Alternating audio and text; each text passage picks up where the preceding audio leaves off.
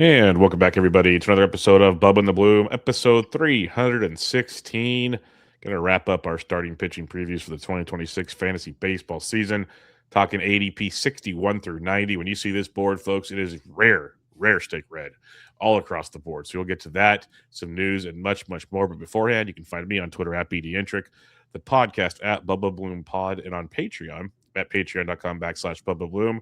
And my co-host, as always, and you can find him as one of the top 4 finalists for Baseball Writers of the Year, I believe, or Fantasy Writers of the Year. If I was nominated for making cool stuff and things for the Patreon, but you can find him on Twitter at RyanVHQ, Ryan Bloomfield. How we doing, my friend? Shaky intro. I just had to throw it because it was different than you've always had, like the writer. Now this is for Series of the Year. I know what it was. I was just messing with you because it's the first time you're on it, and it's not even for the freaking speculator, which is awesome. So. No, for the Fab column. But yeah, dude. Honestly, biggest thing since our last show, I am absolutely blown away about how passionate so many of our listeners are about Tang. It is absolutely it has been the subject. We have folks on we had a guy on Twitter making like new podcast logos with Tang on it. Basically everyone in our Discord sharing Tang stories of when they grew up, microwaved Tang. Yeah, that's a little bit much. Seemed a little much to me. People just piling on me for not knowing. For the record, we need to set the record straight. I should not do gestures at this camera. Yeah. I have heard of Tang. I loosely know what Tang is. I had no idea it was linked to astronauts. And for you to instantly link the player Tang to going to Houston with the drink Tang with astronauts, it still blows me away. Actually picked some up this weekend. No. Picked up a bottle, Amazon, $3. Picked up a bottle of the powder. Gave it to my oldest. I think we just gave it to my oldest. Did not go over well. Was not a fan. So I haven't even tried it. I tested on my kids first, not me. That's smart. So, yeah, like every other parent would do. Yes. And he drinks anything with juice. I mean, kids, right? Like any flavor, any kind of juice flavor.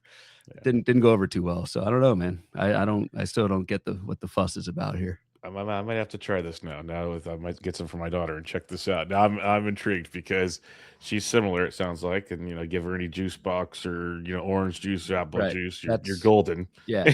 And so now I'm curious to how this goes. Yeah. Yeah.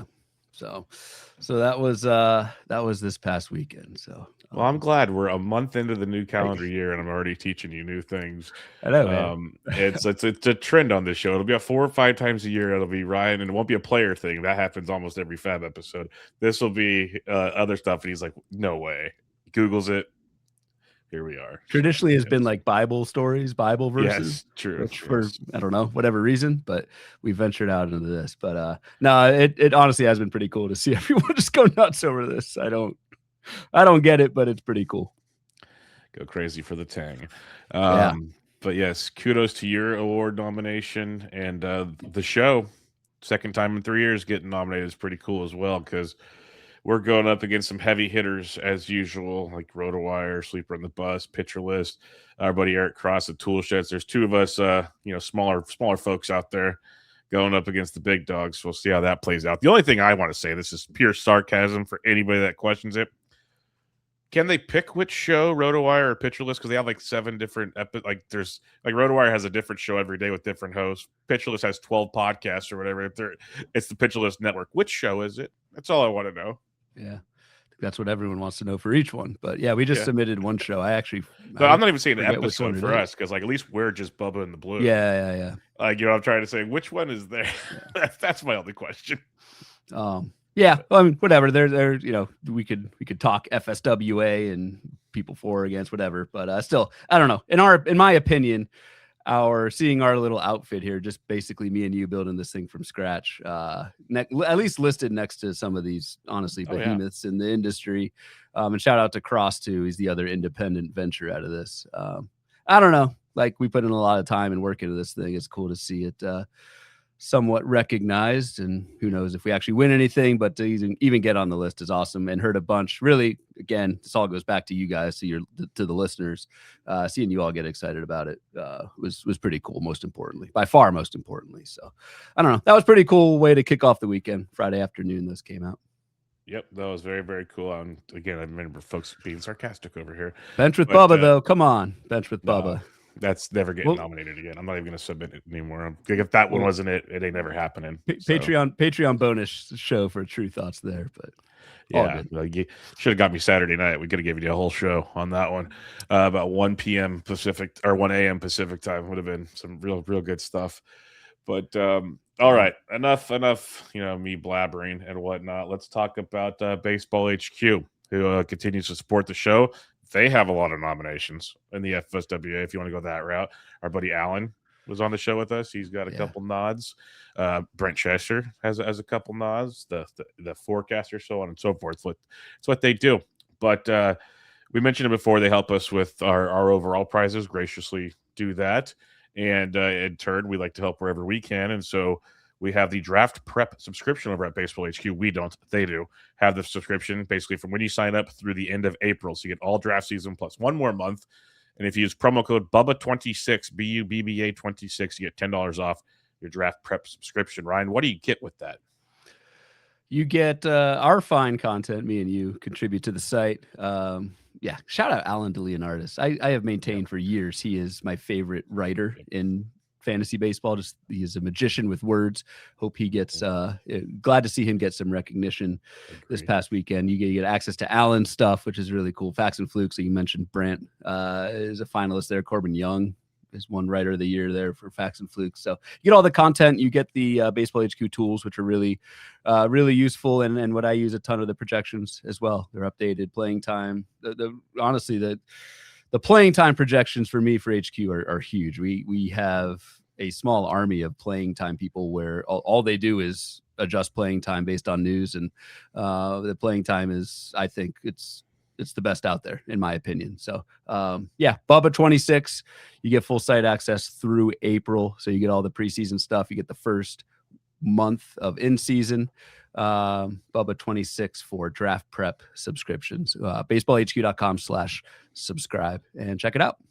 Yep, go check it out. It'll be worth it. Trust me. Again, we're not saying that because we're biased. We actually use the stuff as well. I don't read I've said this before. I don't read a ton of articles anymore because just between life, I don't have time to read a lot of articles. I read a lot of the HQ stuff. Like at lunchtime, I pull the phone. I'll text Ryan stuff. Like I read the HQ stuff. I think it's very, very good. So check it all out. Make it happen. Have some fun there.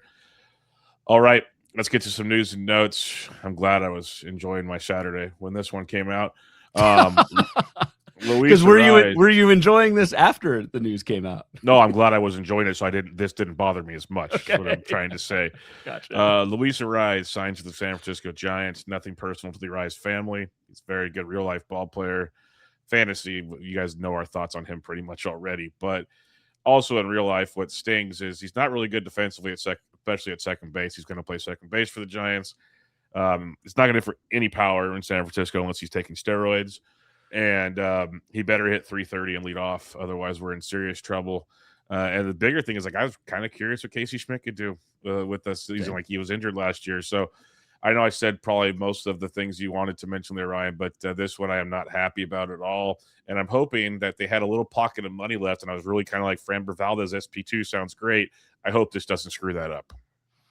Right. And maybe it doesn't. I don't know. It wasn't a huge contract, so we'll see. I was disappointed too for Arraez and his fantasy value, which we're generally down on Luis Arraez just because of the lack of counting stat juice that he gives. I don't think it changes anything for Luis Arraez. I think we all assumed he would get a job somewhere and play, so that doesn't change. Honestly, this is more of a kind of a real baseball / Logan Webb rant. That, for as good as the left side of the Giants infield is for like an extreme ground baller like Webb and potentially Framber, if they're still in those sweepstakes, we are pre-recording this, so maybe we're dating ourselves. For as good as the left side of the infield is defensively, man, that right side with Devers and Luis Arraez, I don't like that for Logan Webb. Yeah, no, it's not a good thing all around, and now it turns into, it's like, what do you do with Casey Schmidt? because this was And you the had time to Schmidt, get. right? Exactly. It was the time to give him a shot. Defensively wasn't that bad because they're all pretty much better. Like Arise is really bad at second base. Like he I mean, hasn't he was really moved played it off much. of. He was a first Yeah, baseman mostly. I mean, he was moved off of second. Not even a good defensive first baseman. yeah. Which it's not great. And it's like you can't DH Arise because you have Eldridge and Devers doing this, and so that's why Right. I was just baffled at what took place here. Like I get it if you kind of look at the lineup, the way they're building things, they just want guys to get on base. And like honestly, if he gets, like I said, if he gets 300 plus, it might work. But he doesn't really run a lot. Doesn't hit for power. Like he has to hit. I was telling guys yesterday at a 1-year-old birthday party, they were like all excited that we signed this guy, and I'm like, tell me what he does for us. It's like, well, he had like 9 home runs last year. I'm like, 9 home runs. Well, Casey Schmidt stinks. We haven't seen full Casey Schmidt. Like the average Joe, let's just put it that way. This is even a fantasy point. I'm just frustrated as a Giants fan that that's where they went with this. I just don't get it at all. I'd love to be at this 1-year-old's birthday party and Bubba's just angrily in the corner ranting about Luis Arias. That would be. You were what? We weren't in the corner. You were front and center. We were in the middle. Like there's this table. You saw the table I was at. That wasn't in the corner. Saw some of the beverages on the table. So you weren't mid birthday song for the kid, opening presents or whatever, going off on Luis Arias, or party started at 11. This was pour like 2:30. Okay, so you're in the clear at that point. You're good. No, we're good. Okay, but it was very frustrating. Not great. All right, let's move on to something potentially better. We'll see. It depends on your view on the Reds. But the Reds signed Eugenio Suarez to a 1-year deal. And the first reaction everybody has is, Great American Small Park, meet Eugenio Suarez. Like, fair enough. I'm not going to argue that. There's also trickle-down effects here, Ryan, with Eugenio Suarez starting the Reds. So what are your thoughts here before I take this one as well? The obvious, right, is this is because it seemed like it was going to kind of be Seattle or Cincinnati for Eugenio Suarez. And as a Seattle fan, I'd like to have seen them re-sign Suarez, but not too huge of a bummer. Obviously, for fantasy, you want to have your hitters in Cincinnati and not in Seattle. That itself is a nice boost for Suarez. It sounds like he's going to be the primary DH. There's a lot of talk on who this affects. I don't think we know who this is going to affect. It'll be some combination of like Sal Stewart, Spencer Steer, maybe Cabrian Hayes, maybe Noelvi Marte. There's a lot of uncertainty, in my opinion, as to who it affects. I don't think we know yet. This would be one where I'm going to be monitoring the TJ Stats spring training tracker to see some Cincinnati lineups this spring. Honestly, that is like a spring training battle I will be looking at to see what Cincinnati wants to do with Suarez now in the mix, and who loses out on playing time. I don't really know. Maybe you have some theories, some thoughts. I don't. Until we actually see Cincinnati kind of tip their hand there, I'm not sure who will lose the most. Yeah, we don't know. That is fair. That is very fair. Couple things though. First, for the tracker, it's great somebody's still carrying the torch. Because we can't have it just completely disappear because of lack of hustle. Yeah. But correct. It's also worth noting this year is a WBC year, so not all rosters will be created equally in spring training. So keep that in mind as we do things. The Reds, I don't think have a lot of players playing in WBC, so you might be okay. But something to think to overall thought process. The beat reporters, multiple beat reporters, even Frank Amarante, I saw in a picture. It was 3 hours after the beat reporters, but they said Suarez is going to DH, play third, and potentially first. So I guess the primary thing for him. Sal Stewart will play DH and first. Spencer Steer is going to play outfield and be a utility player. That's their plan. So if that takes place, I'm still fine with Sal Stewart. Feeling good about life. Again, believe it when I see it, to your point earlier. Yeah. But if that's how it plays out, like I like Spencer Steer, don't get me wrong, but I like Sal Stewart a heck of a lot more. And so if we can still get Sal Stewart those DH at bats and time at first base, play him 145 plus games, we're good. Does that happen? We'll see. But that's kind of where I'm leaning right now, because that's all we have to go off of. Yeah. I would also argue a slight it's just one more potential alternative if Noelvi Marte struggles. We've talked about Noelvi Marte in the third base and outfield episodes. I am not a fan at all. You're just given Marte, yes.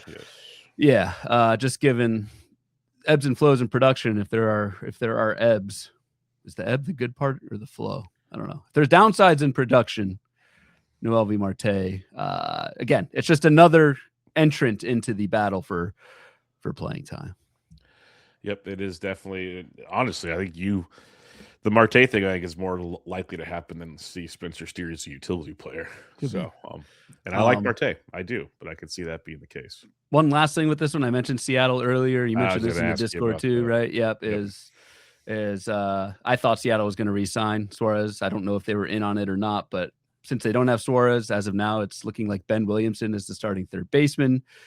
Colt Emerson, there are heavy rumblings that Colt Emerson is going to get a long look at third base this spring, and if he can do well with that opportunity, even though I believe he's 20 years old, would be very young, superstar prospect. Colt Emerson might has a better chance at getting that third base job at Seattle with Suarez outside the mix. He has to produce to get there, but someone who has a super high ceiling, is shortstop eligible in most formats, certainly on the NFBC, could pick that up, and third base eligibility, again, if spring training goes well for Colt Emerson. Emerson's last 7 days, according to the ADP tracker, ADP 408 in DCs. Yeah, cheap. So that's really affordable. I grabbed him in the DC we're in right now before this move happened. So that worked out well.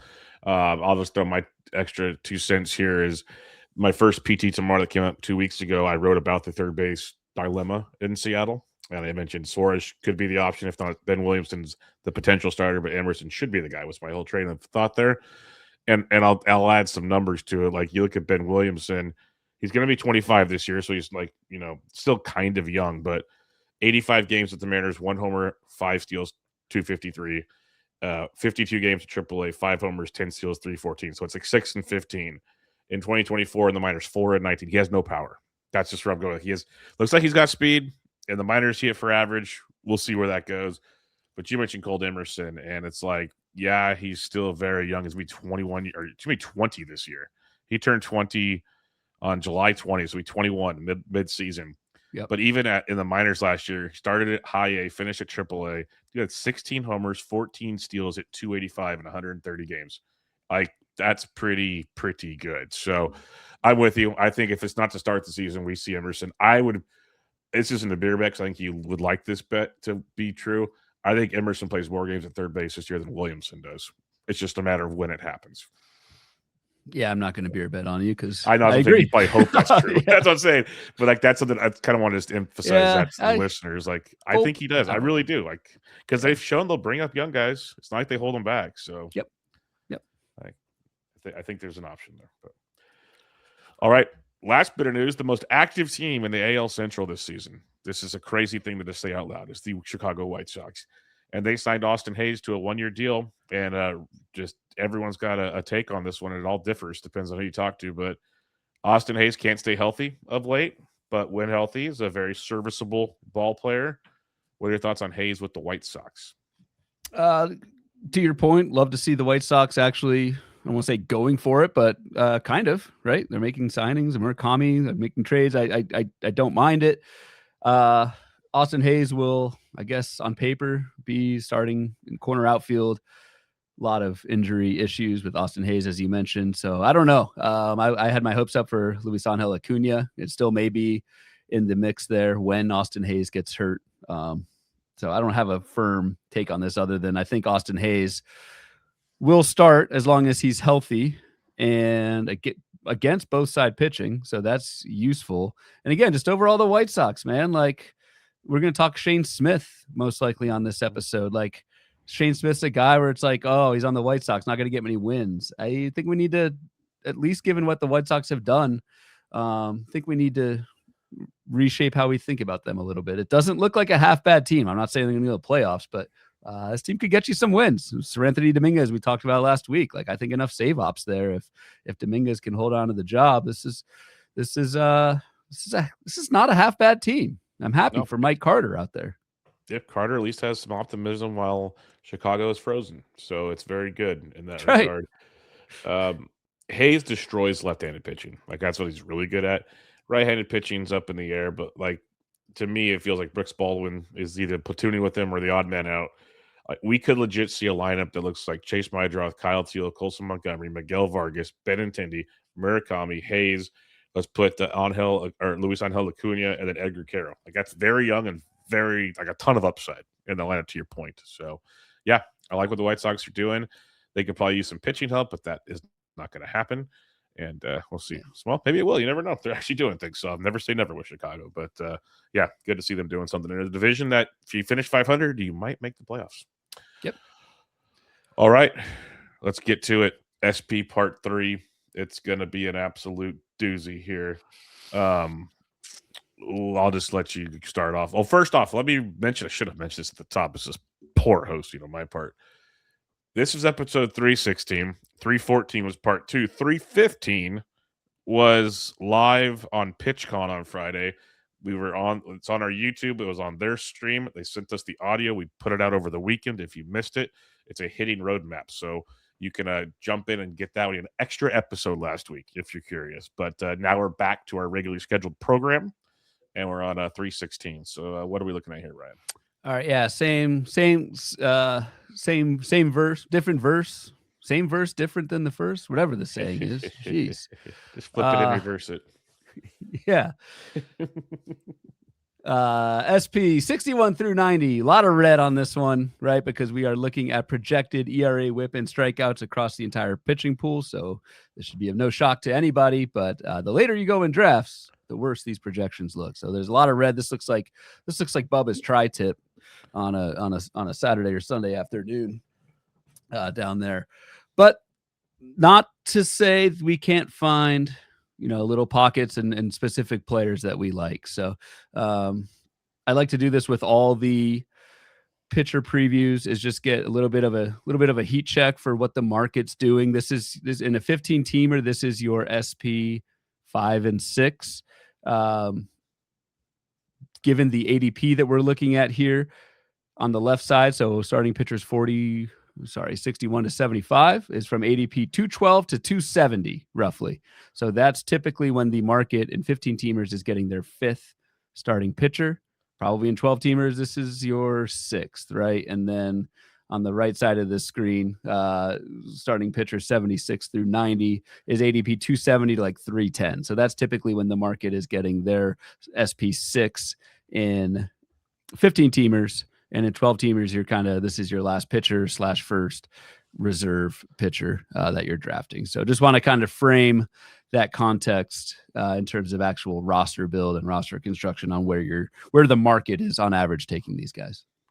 Yep, no, it's a great point. The pockets, again, I keep saying this on these shows, is it's where this is going to really stand out. And some of these guys go within like 6 picks or like one round of each other. Some have multiple rounds, but like to your point, 90 pitchers are gone basically by pick 300. So you really got to schedule things out. Otherwise, like me, things get ugly the longer you wait at the position. And this is why some people like to take pitchers early.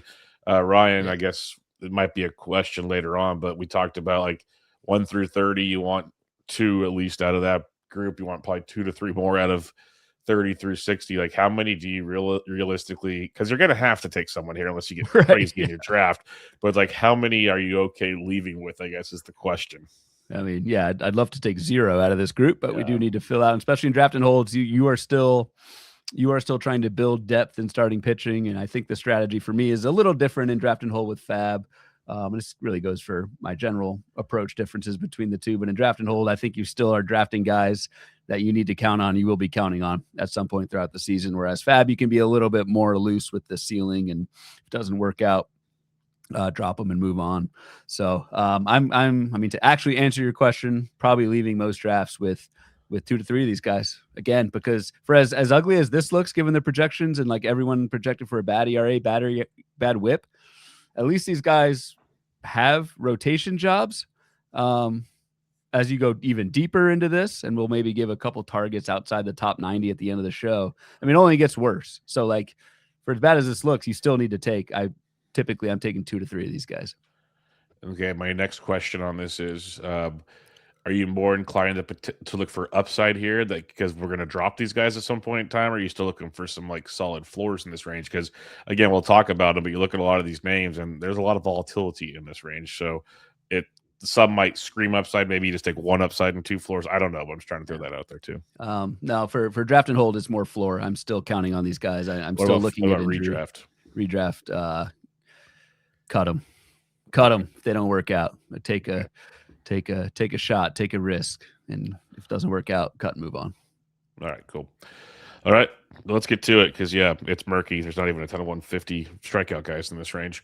It gets ugly in a hurry. Hopefully, you've drafted better than waiting until this point. ADP 61 through 65. You have it picks 61 to 65, ADP 212 through 227.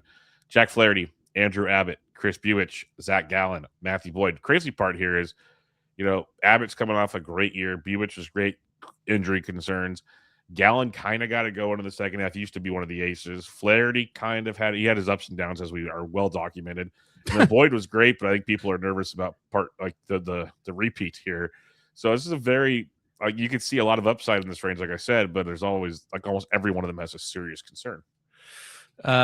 Yeah, except for the Captain Jack. I know I'm cherry picking here by saying the most expensive starter in this entire group is my favorite. But for as much as I liked Nick Lodolo and was all over him on the last show as my SP3 on a ton of teams, Jack Flaherty is my SP4, SP5 on a ton of teams. I just think 2 seasons in a row, 160 innings. I think luck was not on Jack Flaherty's side last season. It was a 19% strikeout minus walk. Again, strikeout minus walk is that one metric we're kind of using to start our analysis here.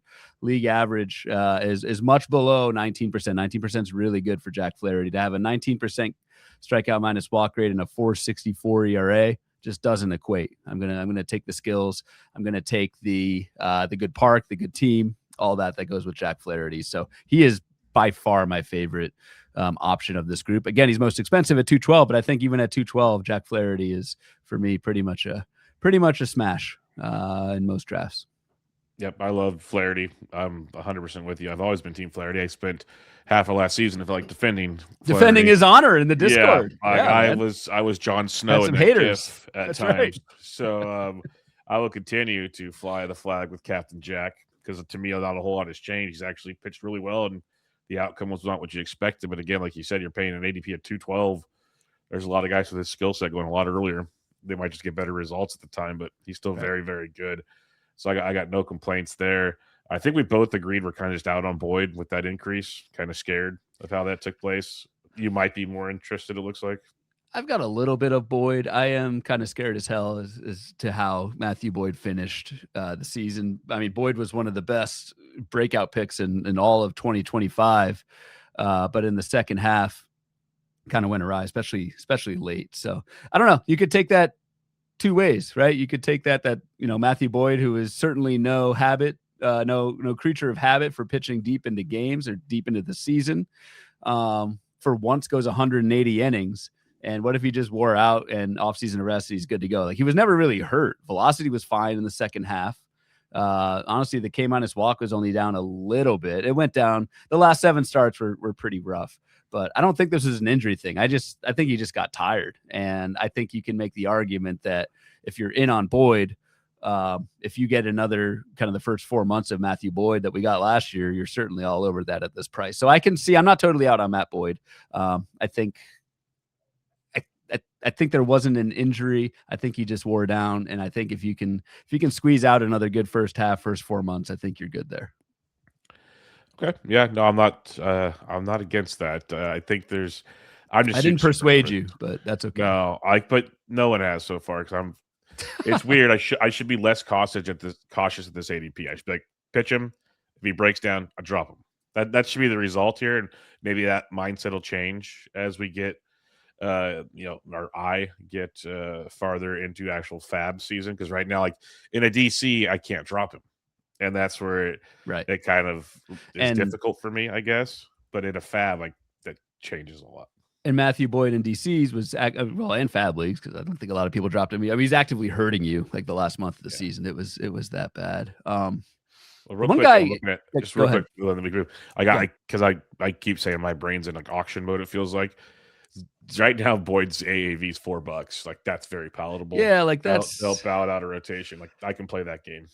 That's not bad. You take that. But, all right, sorry. I was just gonna add the one guy I'm super concerned about is Chris Bubich. Yeah. Pick 222. I just anytime. So it was 20 innings in the second half for Chris Bubich. Velocity collapsed.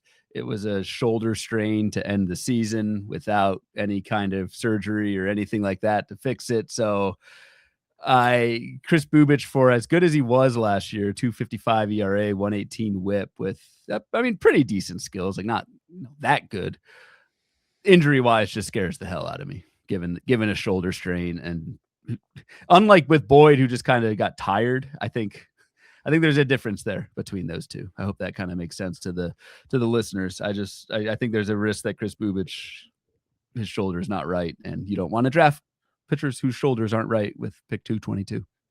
Agreed. I'm very concerned with him. He's pretty much not on my board, but the guy I will mention, and it's why I probably would have trouble drafting Boyd at 227, is like Zach Gallen at 226. I know it was a rough year last year, but he still threw 192 innings. There ain't a whole lot of that as you go farther down this list. Like guys that can go deep.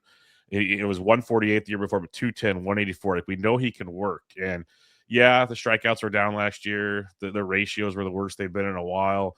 Could he be tired? He's only going to be 30. He's looking for a new home. Like there's so many questions that I think that might have been the worst we see Zach Gallen. If that's his worst, it's not that bad. Like it was really bad at spurts. Don't get me wrong. We talked about him and everything, but like this is a guy that was a former top 20 pitcher, top 30 pitcher. Yeah. And he's not that far removed. So like at 226, it's a guy that every draft I'm in, I'm looking at really hard going, okay, we always think who could be a guy that could elevate themselves from this set. Like, could we be talking about him on 31 through 60 next year? I 100% think so. Sure, he's 64. It's not that far of a jump. But, like, I think Zach Gallen, I think, has a lot more of the really good Gallen still in him than the bad Gallen we saw. That's just my thoughts. Yeah, who knows? But if we're looking for upside plays, I think that's one that has volume with it as well. Because you were not a Gallen guy at all. No. Last year. No, I remember that. Because it was so bad to start with. But, yeah. Yep. You were early on the drop train there. I agree. I don't think I have too much, if any, of Gallen, but I certainly understand the pick. Velocity came back in the second half, up from 93 to 94. K to walk from 11 to 16% first to second half. So again, I don't think this is any kind of injury or anything. Could just be buying a consistently solid pitcher off a down year. I think in general, that's a pretty good, approach when you're drafting this late. All right, let's go 66 through 70. Gallen's former teammate, Merrill Kelly, starts at 229. Jack Leiter, Joe Musgrove, Roki Sasaki, and Shane O'Mac at 246. There's really only probably two pitchers I even consider in this range. But there's two we're both not considering. I'll speak for you in Sasaki and McClanahan, right? Bingo. Agreed. Yes, because what is even Sasaki doing? There's the rotation's full. He's not closing. What do you say you do here, Roki? Yeah, could potentially a Bob. And Shane McClanahan truly hasn't logged any hours in like 3 years. So no innings. Maybe Shane McClanahan still has it. I don't want to spend too much time on McClanahan, where it's just both off our boards, Sasaki and McClanahan. I don't know. Interesting group. You've got, Merrill Kelly is like king of the olds. age 37 season, and somewhat remarkably for me last year, just after being super stable, getting hurt in 24, snapping right back to the Merrill Kelly of old of 184 innings, 3.52 ERA, 111 WHIP.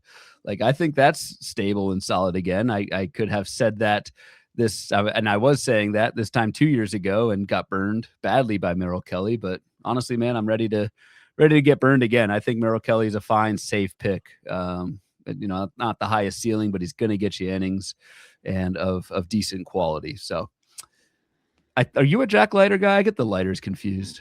Love Jack Leiter. Okay. That's what I thought. Go for it. Plenty of shares here. This is where we start, because, we just talked Flaherty, Kelly. I totally agree. It's boring, but unless he gets hurt, he's going to give you another 170 innings probably and not crush you. Like things you look for in a 15. Jack Leiter is that upside play.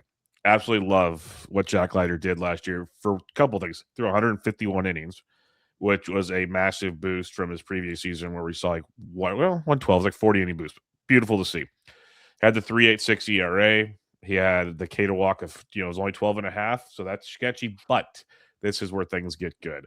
If you look at how he developed as the season went along, there's a lot to like with Jack Leiter. We saw 3.43 ERA in July, 2.76 in August. It was 4.2 in September, so that's a little sketch. But first half, second half splits just completely different. 3.28 ERA in the second half. We saw a guy there that got better. The pitch mix changed with Leiter. But what I really like to see is we knew he was dominating in the minors, and we were waiting for it in the bigs. His K to walk in the second half was 16.7% after being 9% in the first half. He had a 26.3% strikeout rate and a 9.7% walk rate, both improvements on the first half. Like I said, was getting better and better as the season went along. Kid's 25 years old. That's why he's a kid. Like there's a lot to like with Jack Leiter, and the way the Rangers have also built the rotation. He's now like their fourth. He's not going to line up against a lot of aces, probably, like shouldn't. He doesn't have to pitch like an ace, like where it felt like last year he needed to pitch as the two at times, like when Eovaldi was out and stuff. So there's a world where Jack Leiter, I think, can really take an even bigger step forward. So this is a total ceiling play. Like I get it, it could go horribly wrong, but I think there is a lot of upside with Jack Leiter at 241. Yeah, and I think in 12s and Fab leagues, I think maybe you do that over a Merrill Kelly or Matthew Boyd type. So I like that. In the forecaster, we gave Jack Leiter an upside. Our good buddy Jock Thompson gave Jack Leiter an upside of 180 innings at a 3.60 ERA. Noted more changeups to help drive some of those in-season skill gains that you spoke of, Bubba. I feel like just real quick, forgotten man is Joe Musgrove. Yeah.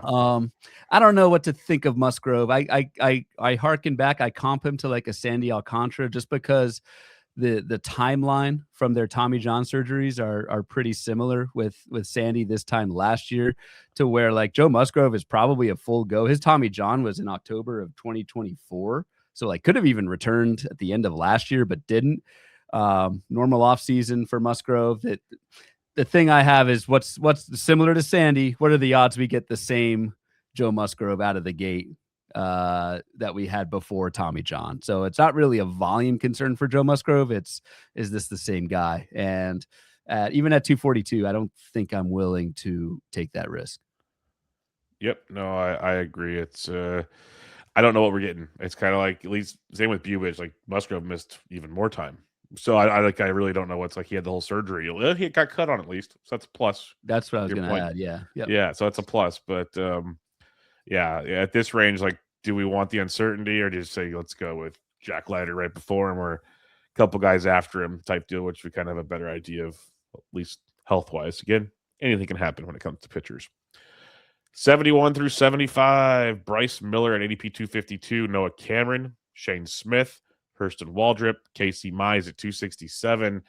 This is a range where I'm quite interested in. Honestly, to Polly, your surprise, Noah Cameron is not even near the top of the list. Okay. I was going to get ahead of that real quick for you. You could tell, you could see how it's starting to go in, couldn't you? He's not even like my favorite targets period in this range. So yeah, he shouldn't be. Good on you. He shouldn't be. Yeah, but what do you got here? I won't steal too much of your thunder because I know you like some of these guys. I don't have a good read on Bryce Miller. So two things with Bryce Miller. Pretty much well documented. He was pitching with, I believe, bone spurs in his elbow for much of last year and ended up not getting the surgery even after the season. So it's like, on the other hand, look at Bryce Miller. I go back to your article that you put on the Patreon where I did the Bloom board and you wrote them up. We looked at the best. There's a few of these guys on this episode, the biggest improvers over the last 2 months of the season in terms of swinging strike and ball percentage. And Bryce Miller's on there despite pitching with. And the results seem to get worse is the weirdest part. Like I was so baffled, right? Because the other guys, like things correlated. I remember writing him up going, this is bizarre. Yes, I know. But like those are that's totally a fair point. That still has me interested, honestly. Like the skills were a lot better late for Bryce Miller. If you take kind of a deeper look there, Bryce Miller is someone I thought was being way overdrafted last year. He was one of our biggest fades, but like still a young guy now going 252. Of course, there's a ton of risk with those bone spurs, but like, I don't know, finished strong. And That's again, I'm just confused on Bryce Miller, so I'm not really sure what to do. I know I'm just kind of talking out of both ends here, but figured I'd just throw that out there because at first it's like, oh, he's a total fade, but then when he showed up on that Bloom board and your write up, I'm like, I don't know. At 252, is that worth a shot? I'm not sure. Well, that's the old HQ adage: draft skills, not roles. Like if the skills are still there, which you saw in the swinging strike, like they're actually improved. Is that what you're drafting and hope it figures it out? I wish he has got the Spurs removed. Like we talked about Rodon last episode. Like I'm willing to take a chance on Rodon because he actually got it done. We've seen guys come back from it, like make it happen. But apparently he thinks he can go through it, and maybe he can. I don't know, but it's just one of those things. Maybe the Mariners just don't like surgeries. Woo, Miller, like we're just going to figure out alternative medicine ways to get through it. Those big, extracurricular activities. PNW. That's how we roll. That's what I was saying. So those extracurricular activities up there, crunchiness of the Pacific Northwest to figure it out. We don't need Western medicine up here. Nope. Not up here. If trust me, Raj is one of the head leading MDs in the area, so we're good in that regard. But I want to highlight just a couple real quick. Like Shane Smith, I love him. Like he is the boring is beautiful, like late round, but he's young, like poster child to me because he just quiet. He was a Rule 5 pick, I believe, with the White Sox last year, and he comes over and throws 145 innings, a 3.81 ERA. Even like the underlying, like the Sierra wasn't that bad. Like it was very serviceable. When you look at it, I just went right 4.20. Like you can work with that here. I like to see the almost 24% K rate, 14% K to walk. He had an even better strikeout rate in the minor leagues. So maybe there's even a little more there with Shane Smith. And he's the ace of the White Sox for whatever you want to take that. So I say that because that means he's pitching every fifth day. Like he's like a lot of these guys we're talking about here are 4s or 5s or maybe a 6-man rotation options. Shane Smith is the ace in that staff. Like he's pitching every day unless he's hurt. So I think there's a lot of viability there. And then I'm going to mention Hurston Waldrop real quick. This is your guy.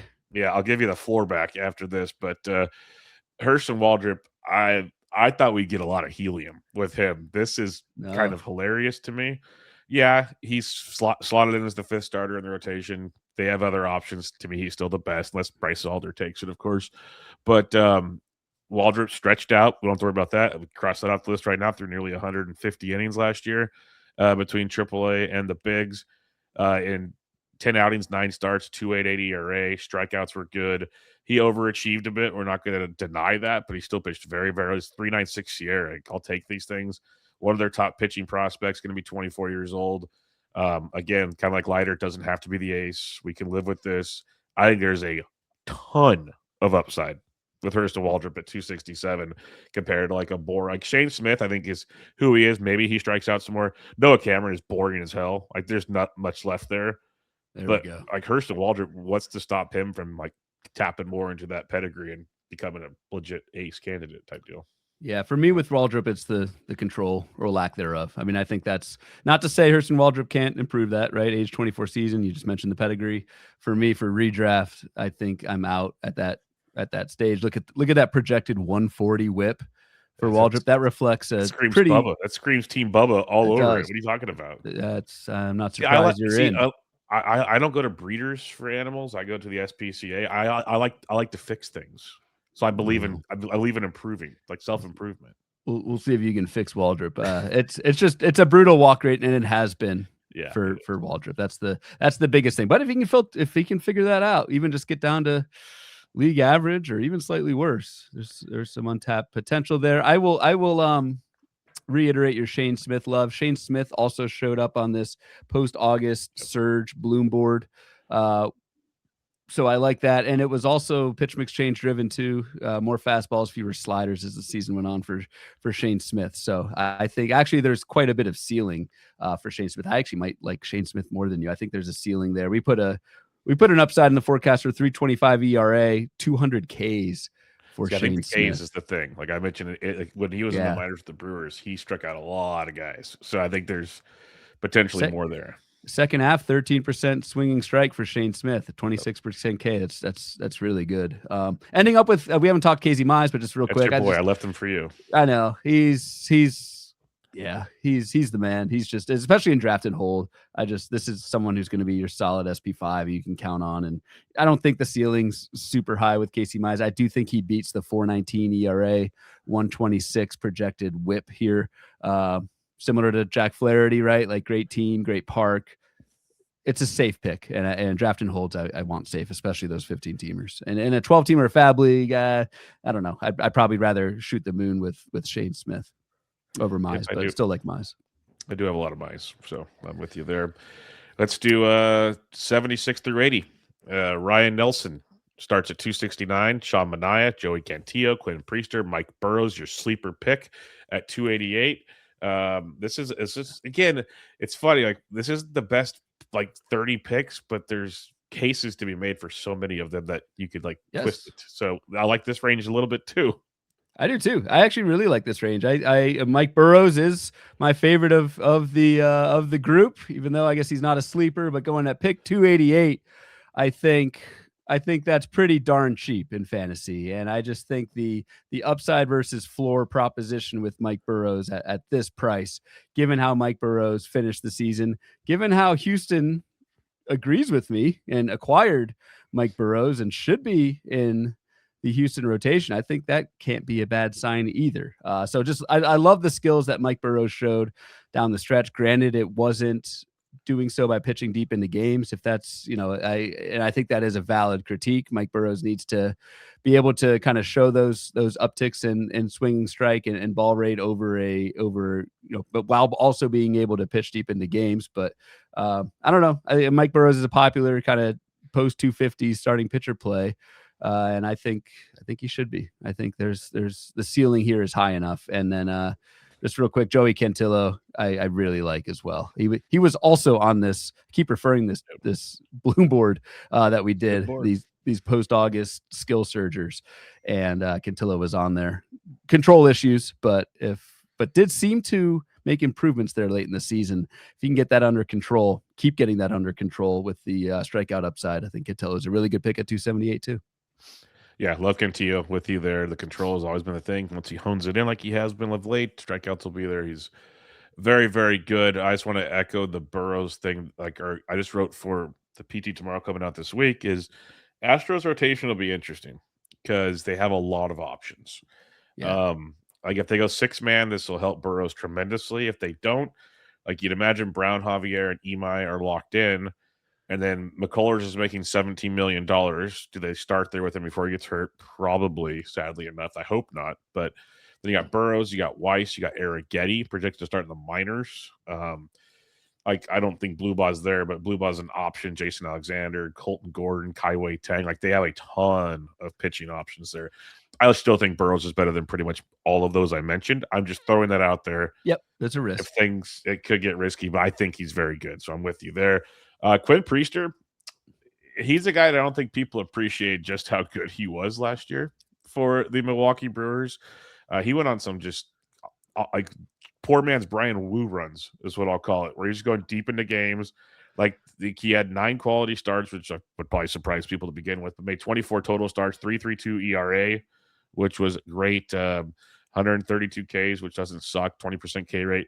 Still had a little bit of a walk issue, but again, we're getting deep into the weeds here. His Sierra was 3.96, so he didn't really overachieve a whole lot. Priester's very, very solid. And the thing I love about him, someone in our Discord mentioned, I totally missed out on it. Dude's only 25. He's super young still. Feels like he was a prospect with the Pirates, then got traded to Boston, then got traded to Milwaukee. He's been around for a while. So Priester, sneaky good here. Sean Manaea, if you trust he's healthy, big capital T trust. Yeah. This is a perceived value of most values on this entire board. That's if you believe it. I have not drafted Sean Manaea yet, if that tells you anything. And Ryan Nelson finished really strong in the strikeout department. I have a lot of concerns with ratios with Ryan Nelson, but skills I like a lot. So just want to highlight those real quick. Yeah, Manaea scares the hell out of me, just injury wise. If I knew this would be a healthy Sean Manaea, the price might be a little more expensive, but I'd be very interested. But just don't get the warm and fuzzies from a health standpoint in some of the quotes we've seen this offseason from Sean Manaea, where he's like, what do you say? I feel good now. I don't feel anything now. So we're just gonna roll with see where it goes, basically. It's paraphrasing, of course, but that's kind of the vibe I got from that. And Not a good one. At least Blake Snell says he's hurt. Yeah. Like flat out. Yeah. And Cole Reagans infers it by not joining the WBC, of course. It's called he's That's picking his team, prioritizing team right now. Yeah. That's what he's doing over You're country, which might offend people. But all right, great, man. 81 through 85. Logan Henderson, ADP 290, Troy Melton, Garrett Cole, Braxton Ashcraft, Cody Ponce at 297. So this is literally 7 picks apart for 5 pitchers. And now it's starting to get a little, take your shots, I guess. Yeah, this gets a little dicey. I want to really like Logan Henderson. I just injury wise, I'm very scared. I don't think what was it? It was an elbow, wasn't it? Forearm. Yeah, I believe so, yeah. One of the places you don't want to hurt, basically, for a pitcher. Let's just put it that way. Right elbow flexor strain, and again, didn't see much of Logan Henderson in the second half. That scares me. Again, I sound like maybe like a broken record here saying that, but I do when I'm evaluating these pitchers. If you end the season on the IL with some kind of elbow/shoulder injury and don't get it taken care of, I'm probably not drafting you. Of this group, I like Braxton Ashcraft the most. I like the skills that Ashcraft showed. It's also a little bit of there's some pedigree there. Age 26 guy. I think he's going to have a spot in that rotation. Nice set of sub indicators, whiff rate and ball rate for Braxton Ashcraft. Let's see if he can pitch deep into games. Kind of similar issue than with former teammate Mike Burrows. But Braxton Ashcraft is probably my favorite of this group. I like the ceiling there, and I think he will get every chance to show that ceiling for Pittsburgh this year. Yep, I'm with you. I won't drag this back in too much longer, but Ashcraft is the guy I want here. I think there's a ceiling. Love the improvements to your point. Henderson, want to love as well. No clue what that arm looks like, but at 290, maybe again, family. Sure. I mean, that's like that might be worth a shot to see where it goes because I think we all agree his skill. We know he's really good. We know Logan Henderson is really good. And that's a good point. It is pick 300. It's like maybe you do take that shot, and if you get lucky, this hits very hopefully he's well. your SP 6 or 7 at this point, depending on how you're you're gonna drop him anyways. Like if healthy, again, big if, he's at least an SP 3 or 4 probably by season's end. So like you roll with that. Melton, don't know if he's even starting, which makes things complicated there. And Cody Ponce is probably a really good floor guy. I don't see a lot of ceiling there unless those KBO changes are real, which I always grain of salt that one. Yeah, and I just have maybe this is I know this is lazy analysis. I don't know Cody Ponce. I don't know how those numbers will translate. I haven't seen him pitch. If I don't know any of that stuff, I'm probably not drafting you. All right, and then just a heads up for Garrett Cole, everybody, they're hoping for midseason. So that just takes that out of the question. All right, 86 through 90, ADP 301 to 308, Reese Olson. Bailey Ober down at 304. Zebby Matthews, Ian Seymour, Ryan Weathers. Like I like this pocket better than the first 5 we just talked about, or the last 5 we just talked about, but not loving a whole lot of it. So where you at here on this murderer's row of who's who? Yeah, it's tricky. You'd have Virginia Tech legend Ian Seymour in the mix here. I don't know what his rotation outlook looks like at this point in early February. I like Zebby Matthews. I feel like this is a early career Nick Pivetta / Aaron Nola type where the skills look good. Dude just gets hammered. I don't know if he drinks, but when he pitches, the balls that he throws get hammered. I would. I would also probably. It would help with the whiplash from all the home runs. Would also probably partake at that point. I think I do because I've rostered him. But I think at pitch 305. Oh man, at 305 is a beer, isn't it? 805. 805.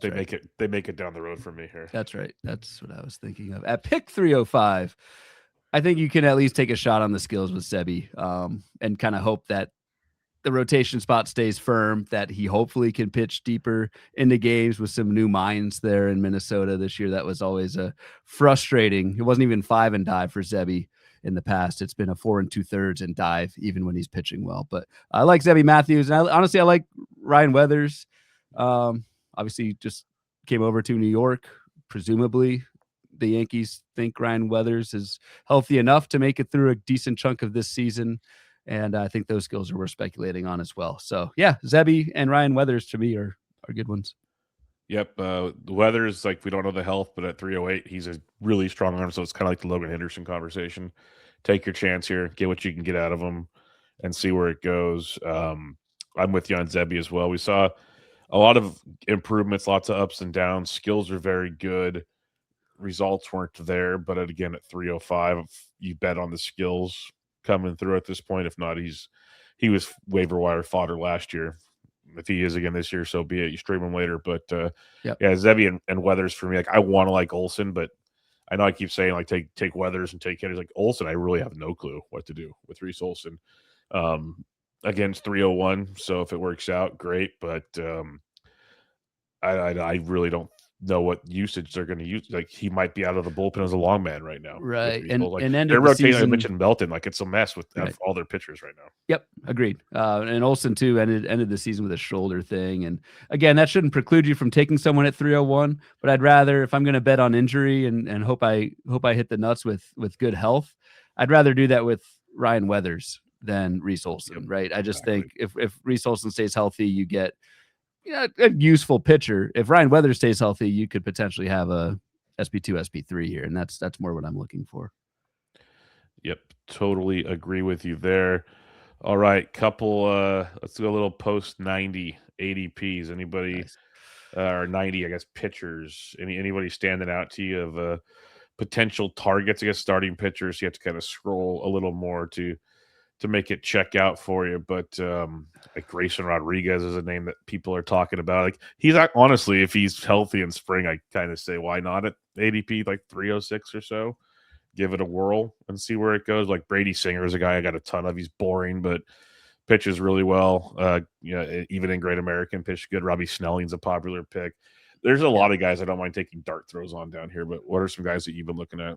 Agreed on Snelling. I know that's Martin Sokolsky's boy, so we'll give Martin the shout out there. Hopefully the kids appreciate that one. Robbie Snelling, there's still some question as to whether Robbie Snelling will be in the rotation or not, but I feel like over time, over the season, that's a good bet to make. And even in fab leagues, again, if Snelling makes the rotation, great. Let's see what he does. If he doesn't make the rotation, cut, move on. So I like the Robbie Snelling call out. I will also throw out, I think you took this guy in our current draft and hold, Jose Soriano. Yep, love him. Going at pick 335 over the last month or so. So Jose Soriano, some walk issues, not the biggest case, but has a stable rotation spot. Major ground ball guy, which you have to like there. And then I'll throw out Cade Cavalli, kind of a popular late throw, given how Cade Cavalli finished the season in terms of skills and not results. I like that. And then hope I'm not stealing all your thunder, but can't not mention Mr. Split Finger himself, Simeon. I was like SWR. I was like, please. That's what I was doing, like a WWE thing. Like, do it. Started banging your pen there. I wasn't sure where you were going with, but Simeon Woods Richardson. Yep. We've been talking about him forever, so I think has a decent shot to be in the Twins rotation, given how he finished very well with that new splitter. I think that's worth taking the shot at pick 350, 340. Yep. It's a good price. Yeah, no, I had him highlighted just in case, because we have talked about him so much. But like in the DC we're in round 21, I took Singer. In round 22, I took Richardson. In round 24, I took Soriano. So that tells you pretty much. There you go. Pretty pumped on that, considering I pretty much missed out on a lot of good pitching at some point in time. All right, let's hit some of the Discord listener questions here before we completely wrap up this entire position. Prepared here, show questions. Boom, we got it. BP says, I have Ryan Nelson as a very cheap keeper. I'll keep him because of the price, but what do you think his ceiling is? I don't know about the long-term ceiling. I just don't think Ryan Nelson misses enough bats to really have that much of a ceiling. I think he can be effective, but I think it's more like a trustworthy SP4 or 5 as opposed to someone who has a high ceiling. Yeah, he's a streaming guy. I don't know if I pitch him every start type deal, because he's not like ceiling. Like you talk strikeout ceiling, there's not a ton of it, but he doesn't walk a lot of guys, so he's not crushing you in that regard. It's just keeps the ball in the ballpark, you'll be fine. So good matchups, you roll with it. type Yep. situation and see where it goes. SMMS 79 says, given the almost 380 p, any interest in a Cole stash, or does the uncertainty around his timeline for return still make that tough? Midseason kind of takes it out for me. Like if it's like 1 month, maybe 2, I listen. When you say midseason, it's one setback away from being a disaster. And especially, certainly in fab leagues, I don't think you can touch Garrett Cole. That roster spot is way too valuable to stash for 3 months. And to your point, Bubba, that's with no setbacks. I could maybe see it in draft and holds because you are trying to build a rotation for the entire season, and if you can get Garrett Cole back for the last 2 months of the season, I think that's a more reasonable pick. But in fab leagues, especially no IL, right? If you have an IL spot, that's a different conversation. You can stash Cole, and that's fine. But I would not want Garrett Cole on my team if you don't have IL spots. Agreed. Adam W says, serious question is, how do you like to approach injury guys? This tier is loaded with them. I see Bubich, Musgrove, McClanahan, Henderson, Cole, not to mention workload questions like Boyd, Mania. That's a serious question. We'll do that one first. I think we were kind of uniform on our theory there, but there's obviously differences based on the upside of the player we think, right? Kind of.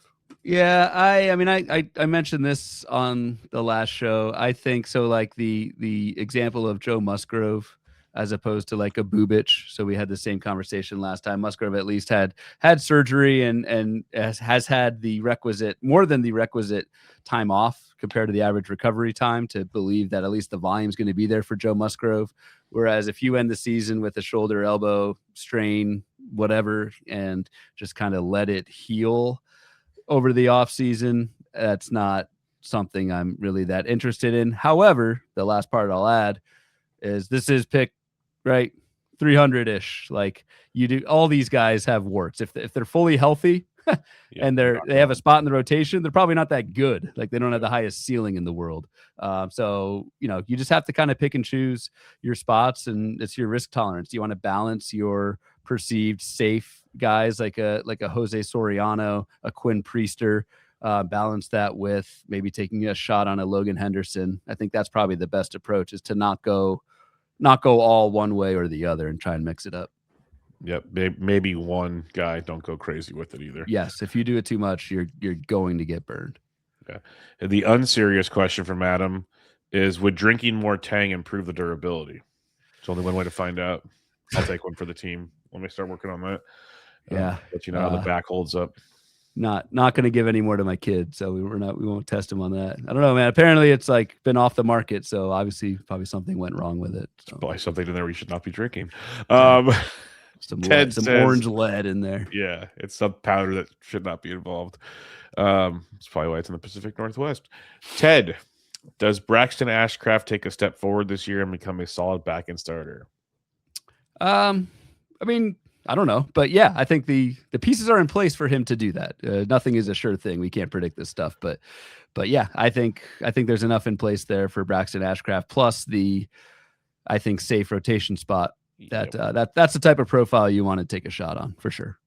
Yeah, and real quick, just kind of because this made me think with the injuries we just talked about, the Pirates here, like Jared Jones, a deep guy we didn't throw out there as a name, but he's a guy that I'm kind of interested in because I don't think he's going to miss too much time to start the year, but we'll see. Like we're just throwing our different scenarios out there. Wanted to mention that. Yep. Now it's just guys talking to each other because that's what they do in this chat. Smokey Joe. What am I missing with Andrew Rabbit? Even the underlying numbers look good. It's called the ballpark he pitches in. Scares the living crap out of a fly ball pitcher like Andrew Rabbit. That's my biggest thing too. And I mean, the double-edged sword to that, the flip side of that is a fly ball guy is typically going to help your whip. It was a 118 whip for Andrew Abbott last year, so you like that. But yeah, in general, I agree. Like Andrew Abbott had a 47% fly ball rate last year, and in Great American Small Park, that is not a combination. That's playing with fire. He was able to get by with it thanks to an 8% homer to fly ball rate. That's much lower than league average. I would expect that to go back up to around 11%. But that's the biggest thing. One thing I will add with Abbott, he is consistently one of the leaders in infield fly ball rate. So like pop-up rate, which is kind of like a strikeout, right? It's an automatic out. Andrew Abbott's been among those league leaders, I think twice already. So there is perhaps, I don't think it's as, I don't know how sticky that is, but Andrew Abbott has at least been able to kind of show the ability to get those easy pop-up outs. So that would be kind of the retort for Andrew Abbott. But yeah, in general, man, that many fly balls with a low strikeout rate, it's just a lot of contact in that park, and it scares me. Canton Dog says, Bryce Miller, how confident are you that Bryce will revert back to his 2024 form after his postseason performance and adding 12 pounds of muscle during the offseason? His current ADP of 248, could he crack under the 200 ADP before the season starts? Not confident. And I don't know if adding 12 pounds of muscle is what he good needs for a pitcher. Yeah, like I wouldn't assume that's a good thing. I don't know. Stones grow? Is that the stones are now 12 pounds heavier. The bone yeah, chips are now bone boulders in his arm. Yeah. No, so I don't know. I talked about Miller earlier, but finish strong, but there's still, I don't know. I don't think I've got questions, big time. Big questions. Joe NYC Met says, out of the higher skilled injury guys, who do you have the most confidence in having the best season? Out of the higher skilled injury guys, I don't know. What's Weathers, Henderson, Manaea? I would probably say Weathers. Yeah, in terms of like, I don't know about the health. I have no idea, who's going to actually be healthy. I'm going to take this more as if we assume these injury guys are healthy, who am I most confident in? I would say Ryan Weathers. Agreed. I'm with you there as well. Lucas Bury says, which pitcher has the best median outcome in your mind? Which, okay. Yeah. We'll start there. He's got multiple spots. Which one's got the best median, probably the best floor in theory out of this board? Yeah, I would say Quinn Priester. That was the name I just looked at, so that's kind of scary. I'd say either, because we're talking ceiling over on the, yeah, I'll go Priester then, because I was going to say someone else, but that's probably more of a ceiling play. Give me Quinn Priester as well. I was going to say Shane Smith, but that could be a ceiling play to your point with the forecaster. And Lucas's next question, which pitcher has the most elite upside? Most elite upside, I would say, outside of Garrett Cole, but he's not really an option for me. I would say Bryce Miller or Logan Henderson. I was going to say Jack Leiter for me. I think Leiter could shoot to the moon if it figures it out. Maybe even Joey Cantillo if he gets the strikeouts going even more. But for the price point we're paying. And then the last part here, after pick 250 only, or after 250s only, so you can't pick Captain Jack. Okay, so we're good. We did that. B. Welch, Jack Leiter, and Shane Smith are both very good second half last year. Buying in on either one. We like them both. At least I like them both. Yeah. Yep. Both. I came into this really liking Shane Smith, and you've sold me pretty well on Leiter. All right, Mailman Mike, who from this list can become an SP2, SP3 type next year? So who basically makes the jump to the next to episode 2, preview part 2 with these guys? I'll say Shane Smith. Yeah, because if he keeps the ratios in line and it ups the strikeouts, I think there's a lot there. Yeah, Gallon. I'll go for someone from the right side. I think it's probably either Cantillo or Priester for me. I think Priester's actually really, really good and just doesn't get the attention because he's kind of boring. But I think he had a run of really good starts there. If he can kind of figure that one out full season, that can be big. And then Timothy says, does position without the rotation have any bearing at all on pitchers with similar ADP? For example, do you discount number 1 starters on bad teams versus number 4 or 5 starters on a good team? That's a good question. Gotcha. Yeah, good example too. I don't really look at, unless it's a 5th starter with so to your point with Mike Burrows, there's decent alternatives there. That maybe enter the equation. Outside of that, I don't really care where the pitcher is slated in his own rotation. Shane Smith is the ace of the White Sox, yet going pick 265. I care much more about what's the bullpen like? What's the run support look like for the win total? I'd rather have a SP4 on a better team than an SP1 on a bad team. I was just about to say before you got there, Mike, to me, the team context almost matters more than the actual, you want pitcher with skills, but I'll never forget one of my first FPAs. It's common sense stuff, but when Rob Silver gave a presentation, actually had it on the wall. Like you looked at all these, the good teams obviously win more games, but then you start looking at, it was the SP4s, which kind of look over in a draft room and you're like, wait a minute, they're racking all of these. Like you make fun of my love for Carlos Rodon. The dude still had 18 wins last year. He doesn't sniff that on like half the teams in baseball. So it goes a long, long ways when you're drafting certain players. All right, final thoughts on the starting pitching position. We'll do relief pitchers on Thursday. So what do you got here? Relievers on Thursday, and that will be back live with you all, I believe. Unless you have any other vacations you want to tell me about. This isn't a vacation, though, so like let's not go. This is strictly business on this one. I'd rather be doing this live on Tuesday night than where I'll be. I hear you. No, I mean, I don't know. I heard from a bunch of you on kind of the style of these shows. Hopefully this was helpful. I mean, we went through pretty much all 90 pitchers, and hopefully, in terms of just not only the player by player type analysis, but kind of at the beginning of each board, we give that kind of high level general strategy type thing. Hopefully that combination of coverage was helpful to you all. Yep. No, I enjoy doing these. They helped me a ton. Hopefully it helped everybody else going through them. And it just gets me excited to, once we finish up relief pitchers, we'll take a couple weeks or a couple episodes off and then really pocket time before you know it, because it's, we only have like 7 weeks left before the season starts. It's going to be busy early and often around here. So we'll have you covered here and have you covered on the Patreon. Like, we'll plug it again. It's a lot of good stuff over there. Discord's great. The tools are great. The content's great. Like, there's a lot of stuff that the feedback's awesome. We try to use the feedback to kind of keep improving things as we can. So we love the support. And if you guys want to check it out, $7 a month, come join the party. And it's it'll get you ready for opening day. I'll tell you that much. And even in season, there's more stuff, as Ryan's always in the lab. So there'll be more stuff and things that he'll be putting together for you. Right. Stuff and things and thingies. Yes. But, all right, we'll wrap it up there. Make sure you follow Ryan on Twitter at RyanBHQ, the podcast at Bubba Bloom Pod. Once again, on Patreon at patreon.com/Bubba Bloom. I'm at BD Entrick, and this was episode 316, your SP preview, part 3. Catch you all next time.